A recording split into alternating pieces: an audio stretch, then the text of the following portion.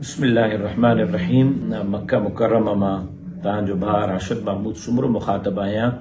सिंध जी जेका सूरत हाल आहे ख़ासि तौर ते अमन अमान जे हवाले सां इंतहाई मखदूश आहे। जंहिं ॾींहं खां पीपल्स पार्टी हिकु दफ़ो ॿीहर इक़्तदार संभालियो आहे उन ॾींहं खां रोज़ाना जो बुनियादनि ते SHOs, DSPs, SSPs धड़ाधड़ तब्दील थी रहिया आहिनि।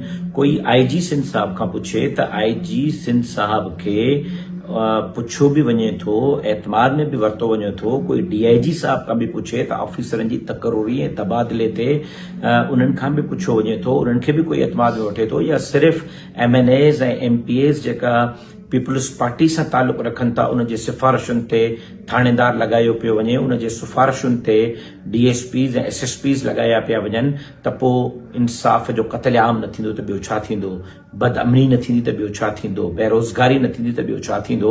हालत इहा आहे त घोटकी जे कच्चे जूं पोलिंग स्टेशन्स जा नतीजा खणो, शिकारपुर, जेकबाबाद, कंदकोट कशमोर जे कच्चे जे पोलिंग स्टेशन जा नतीजा खणो, उते तीर ते केतिरा ठप्पा लॻा आहिनि, केतिरियूं पोलिंगूं तीर खटियूं आहिनि।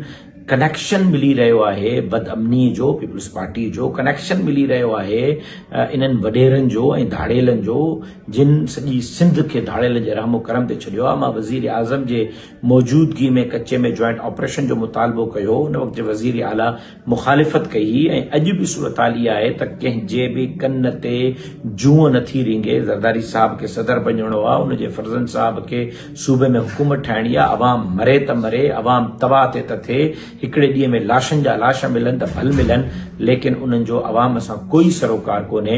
मां मुतालबो करियां थो त पुलिस खे ख़ुदि मुख़्तार छॾियो वञे, IG खे ख़ुदि मुख़्तियार छॾियो वञे, बहितर ऑफिसर लॻाया वञनि, मेरिट ते लॻाया वञनि, ऐं कच्चे जे अंदरि जॉइंट ऑपरेशन कयो वञे। पोयनि 8 महीननि खां जेका रेंजर्स वेठल आहे उहा रेंजर्स बि कंहिं बि क़ीमत ते को कच्चे जे अंदरि ऑपरेशन कंदे नज़र न पई अचे।